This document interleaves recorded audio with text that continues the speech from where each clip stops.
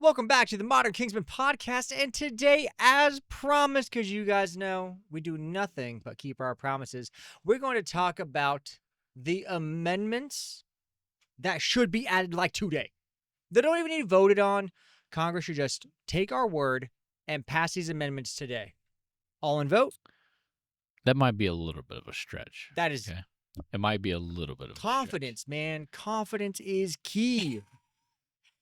In any case, these are some suggestions, thoughts, theories, or ideas on possible amendments that we think could be considered. That is such a nice way to put it. These are what should happen. Unquestioned tomorrow, up for a vote. Well, these all are up for debate and up for discussion. Please join us as we get into all of these potentially polarizing and interesting Look, I mean, suggestions. you guys can agree with me, or you can be wrong. It's really it. Like two options here. You know what? We should rename this the Confidence Podcast, and it would just be you over there just all day long. You just gotta own it, man. Yeah. Well, it's a fair point. It's a fair point. All right. So this first one, as a suggested amendment to the Constitution, kind of obvious, kind of has a tremendous amount of popularity. What would this first one be? Free McChickens for everybody. Like a government-sponsored McChicken meal. Yeah. Or Big Mac. You know, I think I'm gonna have to go with maybe either a Chick-fil-A sandwich or Raising Cane's chicken wing. Ooh, I could go with Chicken finger. Case. All right, so are chicken wings and chicken fingers the same thing? Like, is that the same part of the bird? No, they're not it. I actually don't know. I don't think so. I'm pretty sure chicken tenders are not from the way. Pretty confident on that one. All right, so we're not really suggesting the government give out free No, by the way, food. that was a joke. Yeah. These are legitimate, 100% serious suggestions and proposals for amendments to the Constitution of the United States of America. We are not sponsored by anyone or any politicians or political party. But if you feel like giving us money to influence our list, I will take your money and not influence the list. So, all right, for real though, what's number one? Suggested proposal to the amendment to the United States Constitution. Congressional term limits. I feel like this one just goes without saying. Like, I don't even know why it's not already been passed. What? I should say I know why the people in power have chosen not to disregard their ability to have future power. I don't know why we haven't forced this through. You know, this is one that should be tomorrow. Absolutely. I'd be cool with this. Now, here's the question. What should the limits be? Listen, I'm thinking 10 I hear a lot years? of people are like 8 years like the president. I don't know that I necessarily agree with it. I think it should be maybe a little bit longer than that. I would be okay with 16 years. Really? Double. So each one can serve 2 lengths of presidency. I could even be entertained to go to 20 years. But once you get much past 20 years, then I don't think we should go. See, I'm leaning a bit more toward 12. I feel like 16 because it's an equal 2 presidencies. Yeah. Or if you come in, well, yeah. Yeah, depending on the I am there. Okay, yeah. I can see that. It's not bad. I think 16 years is good. It's limits it far enough down, but you don't have the risk of someone being in there for an excessive amount of time. What if, now does this apply if they jump houses of Congress? Like if they went from a senator to a congressman. Sorry, senator to a rep. I think that's okay. They can do that. Okay, because that just resets their counter. Yes. And then they don't. They can only serve one seat for 16 years. And then they can't do it again in 16 more years. No. Okay, it's a one and done. Yeah. Oh, I mean, I guess. Cumulative 16. Yeah. I can hop on board with some of that. Yeah. Yeah. I'd 16 probably like to see years 12, but in I get it. any single government seat. Okay. I like that. Whether that's governor, congressman, House of Representatives, don't care. Okay. I like it. Honestly, there is no legitimate reason this should not be a thing. There's none. There's no argument to be made Okay. that is of any substantial credit. The argument is twofold, and it is It's crap. Yeah, it's crap. But continuity of government. Crap.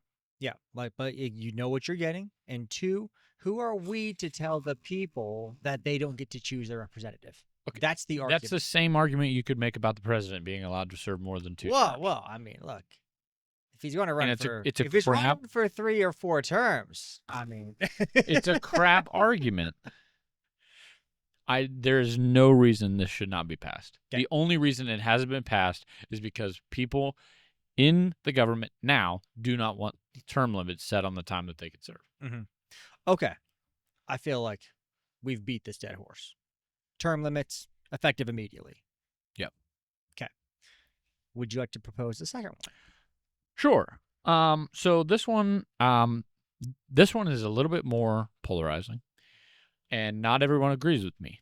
And I'm open to discussion on this one, but I do not understand why we allow electoral votes to differ from the popular vote. Okay. Now, so let's use in the presidential election. Okay.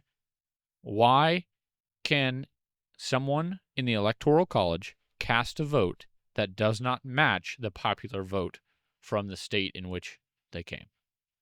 Okay. So, and this currently is different per state. Yes. Some states, actually, a fair amount of states have already passed laws that saying they have to vote the way the popular vote went. But there still are states who allow them to vote otherwise. Okay. Let me ask this as a follow-up on that. Okay. So let's assume, because this is just basically regulating how the Electoral College votes based on the states. Yes. Okay. Now, does the state then have to do the popular vote? What do you mean? So, like, for instance, let's say you're in Ohio. Mhm. All Ohio votes are decided by 3 cities Not necessarily. based on population alone. Okay. Generally speaking, 3 cities will always determine Ohio's votes. If it's only By popular vote or by electoral vote? by popular vote. Okay, but that's still the majority vote. It still is the majority vote. Yes, but we don't want majority only vote. We want dispersed. Which is why the Electoral College exists to begin with. Right. It helps disperse the electoral votes. Should we also have that at certain state levels? Like, should each county be able to get equal say toward their electoral? I don't think so. I think broken down to states is far enough. See, and I don't think broken down states far enough on that. I think that because some states do it, and if you do it by the popular vote, then the largest 3 cities in every state decide every election. Okay, this is a question that's been asked before, and I wanted to hear your answer to it. Why does any particular county of less population deserve more of a vote because of their lower population? Very much a great question here. So the Constitution is there to block the government from doing certain things, generally speaking, right? Okay. The Constitution is the founding document of the United States of America. Right. And it, generally speaking, besides Bill of the Rights, Declaration of Independence. The government documents usually outline what the government can't do first, and then specific things it can do. Okay, yes, so I would let's agree. say that instead of just looking at the Electoral College, what if it was all voting in that state was that way?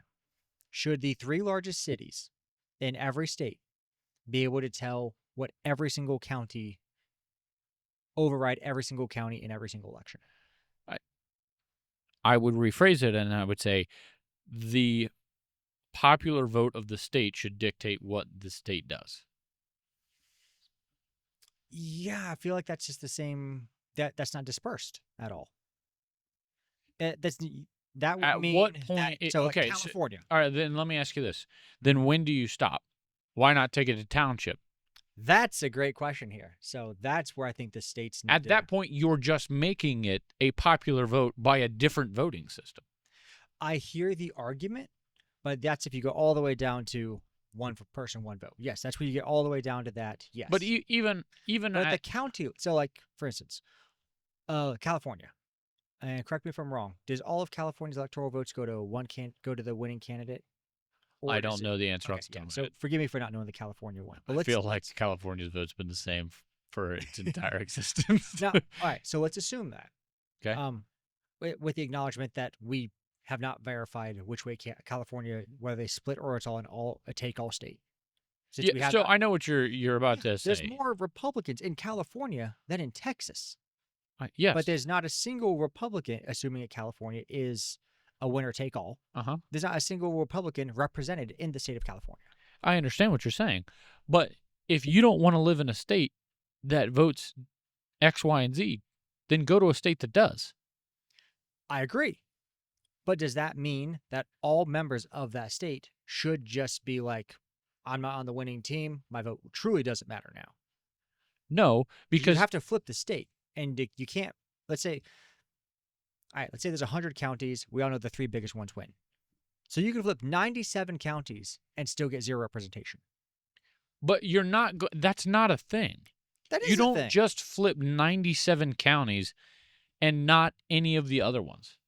The last 3, the 3 biggest are the 3 hardest to always flip. It's the major cities. Yes, because they hold the most amount of population and the most amount of one specific party. Demographic, yes. And they have the statistical least education and least ability to change. But so if you flip that and you said, okay, I can win the 3 biggest counties with the vast majority of popular votes. Mhm.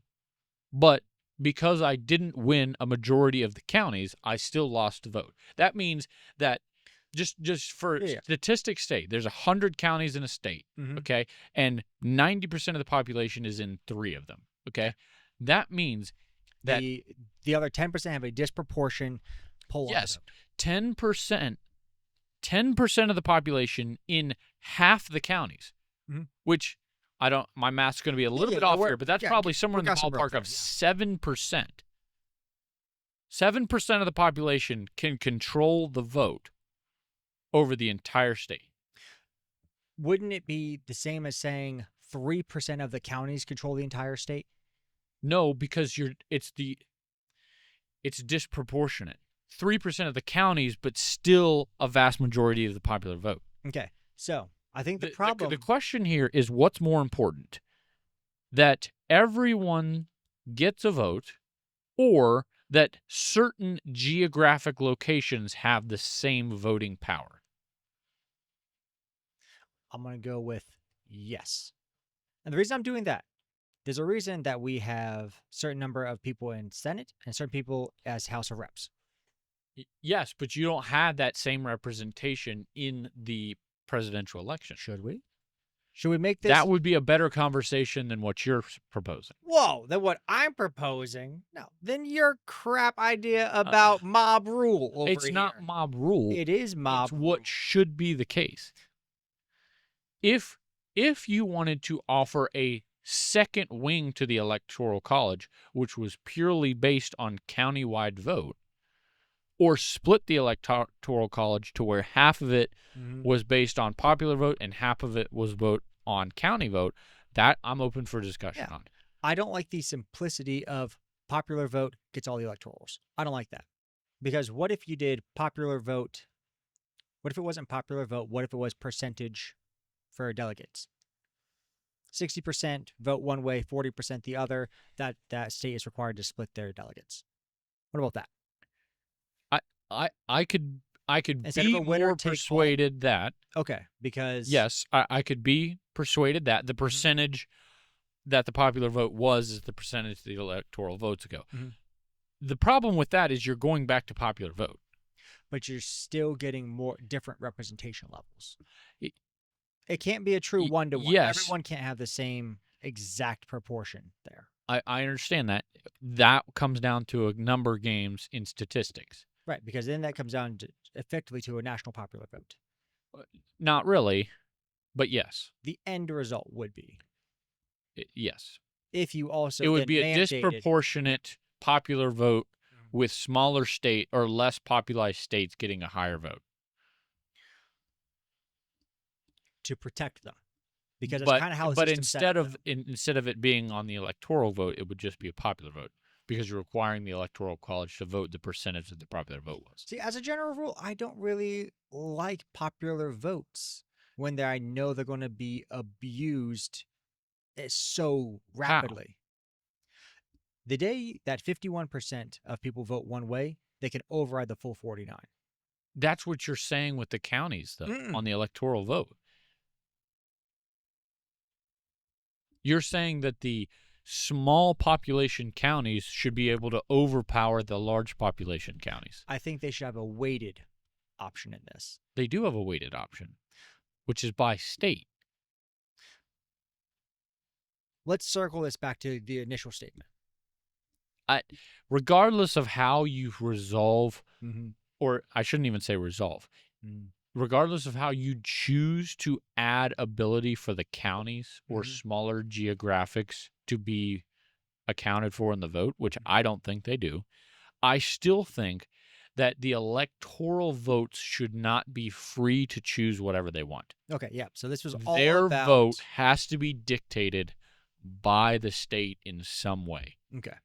Whether you choose to do a proportional weight based on the popular vote or, you know, that's a whole nother discussion.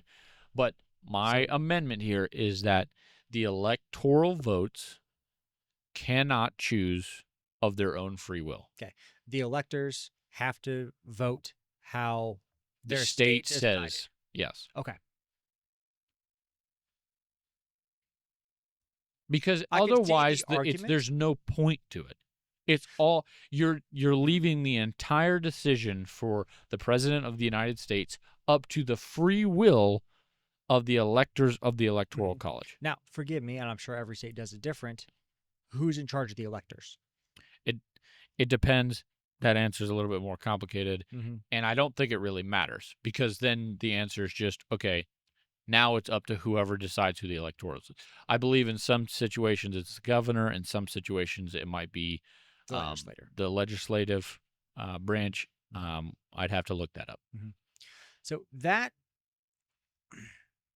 this goes right back to who are the actual electors, because that's a whole nother discussion. Right, it depends. Right. I hear why you have that one.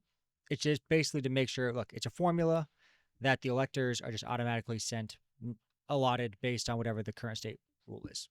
It doesn't give them any flexibility. That's it. Pretty simple, to the point. I think if you want to have a discussion further down the road of another way of splitting up the electoral votes, that's a discussion. Okay. But for right now, the Electoral College has to vote the way their state voted. Okay. Next one. You got another one? So I mentioned this one previously. I'd like to, since we're on the electors item here, I would like to... Is it electors or electees? That's great. So did you know that a T-shirt is short for Tyrannosaurus shirt? Dude. That's why their arms are so short.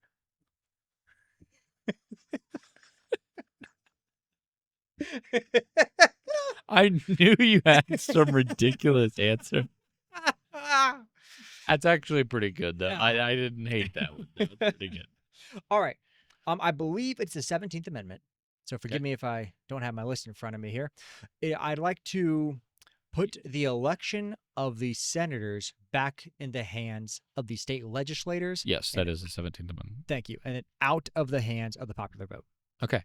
Now, when this was first proposed to me, or when I first started thinking about this, I wasn't a huge proponent of this. But I could actually be persuaded to support this. The reason being, essentially, before the 17th Amendment, your legislative branch chose who the senators were. Which, funny enough, it's a good question. What would the representatives were still popular vote? Yes, and there's a whole lot more of them too. Yes. Like there's only 2 federal senators per state. Yes. After the 17th Amendment, they're now chosen by popular vote. Mm-hmm. You're saying we should repeal that and go back to the 2 senators being chosen by the legislature. Yes. The legislators who actually make the laws, who we elect, their ability to see what's going on is, whether we like it or not, they have a better idea about the inner workings of the government than we do. And so having them choose the senators, who I believe have the power of the purse, they control the money. How many state senators are there? 2 That's per state. dictated. No. On state level. Am I not saying that right? 2 per state. Why? It's like 104 total Congress. Well, I say like DC, I think, gets a senator. Okay. Yeah, and then there's like a lot of representatives because that's based on population. Yes. So yes, I want to put those two people who have the power of the purse back into the hands of the legislator. Okay. I could be persuaded. Mm-hmm. I like that one. Yeah, because right now no one even knows the difference between the Senate and the House of Reps. It's essentially trying to do the same thing that you're trying to do with the Electoral College. Yes. It splits the difference between not only the population, but also the weight of each individual state in terms of legislative power. Mm-hmm. And I'm not trying to streamline this. I'm trying to make the government do as little as possible. Funny enough, the senators hold a lot more power than the representatives do. Because they have the power of the purse. Yes.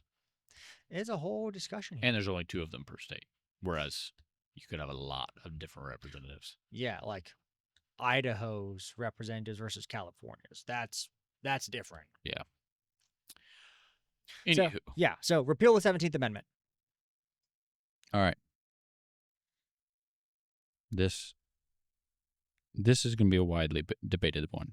And I'm ready to take especially anybody out there, please give me your thoughts or debate me on this. Mm-hmm. And I know it would be extremely difficult to get started. Okay. So I'm going to put this one out there and say, I don't know how you would get it off the ground. Okay. And I understand there would be difficulties, but in the long-term run, I think it's good for the United States economically. Okay. What is it? There is a requirement for the federal government to balance their annual budget, or because the biggest argument to that is that, well, what do you do when you have a necessity in which you need to not balance the budget? Sure. Wartime, etc., whatever. The federal government is required to balance their budget annually unless a time such as a crisis or whatever in which it requires it to not to, in which case it must be voted on by Congress in similar fashion. I think most of the time it's 2/3 to agree. When that's agreed upon, no person of Congress receives their salary until the budget is balanced. I like that. Let me tweak it. Let me offer an amendment to your amendment. Okay. If for any cause an emergency happens, all sitting members of Congress are up for a vote at the next item, regardless of how far they are into their term.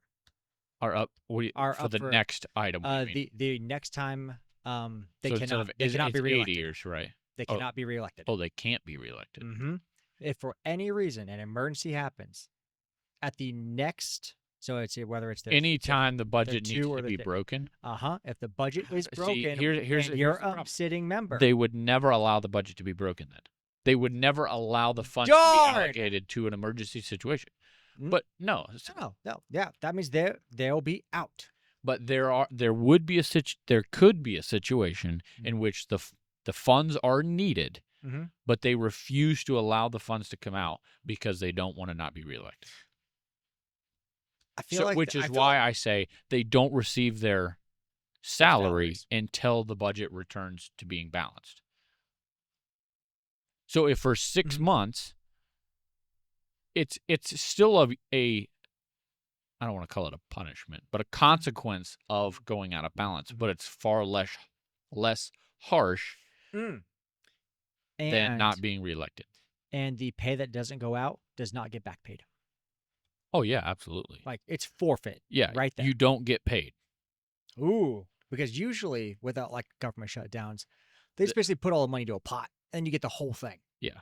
No, you don't get it. It never comes to you. You miss it.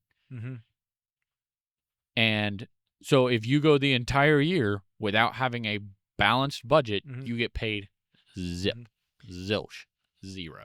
And I'll second that with, if no budget is balanced, federal checks, generally speaking, do not get issued. Like any federal check of any kind? You know what? I'm going to go the extreme one. Okay. Yep. No federal checks. I'm going to argue with you on that one, but I'm not going to argue right now. Outside of the military. Okay, so where do you draw the line? The military? Military. The entire Department of Defense, or just the whole Department of War, they get their funding. All right. Next, what do you got? I am going to go with that the amendment is that the census only includes U.S. citizens. I can get behind that. Yeah, there's not even that much of a discussion on it. I feel like there should be 2 census. One for the entire one, and one for the U.S. citizens only. So, or maybe split them. One for non-U.S. citizens, one for citizens. That would give you a number of people to deport by just subtracting those out. Okay, that's a wild statement. Yeah, outside of visitors, I mean, that's kind of what you just calculated right there. Outside of visa holders. Well, they could be green carders too. Card holders too. That's not really. No, to get the green card, you usually have to have a visa. No, not quite. There are several different kinds of visas, and then there's a green card. There's a lot of visas, yeah. Yes, there's a green card is different from a visa. A visa is temporary. A green card is permanent. Right. You usually get your visa temporarily. Yes, usually, but not required. Yeah. So there's a whole, but that does give you. I'll debate you on immigration all day. You want to go? I will debate you. You know this one like the back of your hand? I know this one like the back of your hand. I'll debate you on immigration any day of the week. We will put this one on the shelf because I have some fun stuff on immigration we could have some fun with. Okay. Like, we can't even go into it. Should we really allow someone who has required to leave the country in 3 years get a 30-year mortgage? That's a question. That's a question. Listen, all right. Yes. If it's issued by a private financial institution, who cares? It's their loss. Because there's virtually no private institutions. Okay. Because they have government backing on all of their mortgages. Okay. So offer them only non-FDIC backed mortgages. Yeah. We start talking about getting rid of Fannie and Freddie. Yes, we could have that discussion pretty quick. All right. So yes, the census, which determines the electors and state representatives and all that, U.S. citizens only. Okay. Fair point. I'm with you. All right. I have another one if you want to go with it, or do you got an idea? Go ahead. Go with it now. All right. Now, I think this one will be we have a whole list of fun ones here. This will be the last one for this video. Yes. Okay. Stay tuned for part 2. Yeah, there's going to be a good part 2 here. But I want to end with a bang here. All elected officials in the USA must be American-born and have spent over 50% of their life on U.S. soil. Okay. I can go with you the first half. Okay. If you're any elected official, I see. Even on this one, I'm hesitant to go the full way with you. Okay. I will, with hands down, without a doubt, offer you any major government role or elected position. Sorry, not role. Any major government elected official must be a U.S. citizen. Representative, senator, president, vice president, anything of that weight Okay, anyone in the line of succession, effectively. Well, not only that, but I think you could also get into, like, some of the judicial branch, some of the Yeah, the question, like, where to draw the line here. So I'm just going to say blanket all. All right. How about this? How about we say anyone in state or federal elected positions? That's a good starting place. Because that would I'd be cool with a good starting place there. Okay. State and federal government elected positions must be American born. Yeah, because if you have like a local municipality elected position, like they want to be a city councilman or something. Nope. I heard it. Nope. American born. You got to be. Well, Dude, if I want to move to France, get elected to some small rinky-dink item, make their lives hell trying to turn them to America, dude, they're going to throw beignets at me and, like, hit me with bread or something. Whatever French people do. Listen. Not really against the French, because you do make good beignets. Okay. I will agree with you. State and federal government elected positions should be U.S. citizens only. Okay. I will offer you, explain me your means of enforcement on the 50% of time on U.S. soil. How are you going to regulate that? So we all have record of how long we're any one place. Pretty simple, like that. Not really. So every time you leave the country legally, you get your passport stamped. And every time you enter the country legally, incorrect. I left about cruises the country. Again? No. Where'd you go? You know what? Don't tell me that. Don't tell me you. Don't tell me you're. Don't admit to a crime. Just please don't do it. It's not a crime. Fully legal. crossed over to a border. I won't tell you which one. No stamp on my passport. Yeah, we should fix that. We should fix that like tomorrow. We should clean this up. I'm not doing anything. Yeah, not my fault. Border Patrol agents' problem.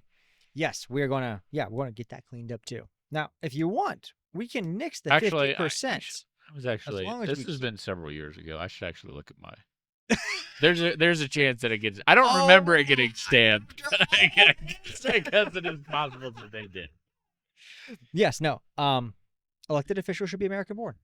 Okay, I understand what you're saying about leaving the country, but like, say they leave the country 10 times a year. Sure. And for 20, 30 years of their life, they have no elected, position. And then, 30 years later, say they're in their 60s, okay? How are you going to go back and calculate, okay? Open the dang passport, bro. Okay, what if the first, I say it's 30 years that they've been here, say 16 years they were off cumulatively, and 14 years they've been there. For the past 14 years they've been here. And you're like, nah, sorry, you're 1 year off, buddy. You should probably wait one more year. I think that's a little bit too far. It could be too far. But we can agree that the first portion is pretty good, though. I will agree with you 90% of the time. On state and federal elected positions, they have to be U.S. citizens. Okay. Telling them where they can spend their time in order to be an elected official, I don't know how that's enforceable. Okay. Because then what do you do after they're elected? Oh, you're not allowed to leave? Oh, no, you've already been elected. What? That's crap. That gets them there 2 or 4 years right there. That buys them a little more time. Okay. All right, that's mine there. I like that one. If we're going to be ruled, really we shouldn't be ruled, we should be represented, but it should be by citizens of the country in which you live. And I believe this for all countries. I agree with you. I do. And outside of the U.S., this is not even a controversial item.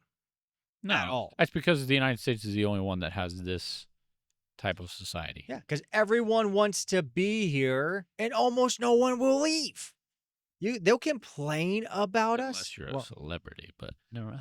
Whoa. Never actually leave. Yeah. Dude, do not just look up the list of people who left recently. It gets a little bit conspiratorial. All right, we're not going to get into that. Not going to get into that. Here's what we are going to get into. stay tuned for part 2, because we have a continued list of potential possible suggested amendments to the United States Constitution. Stay tuned for more. See you guys Monday.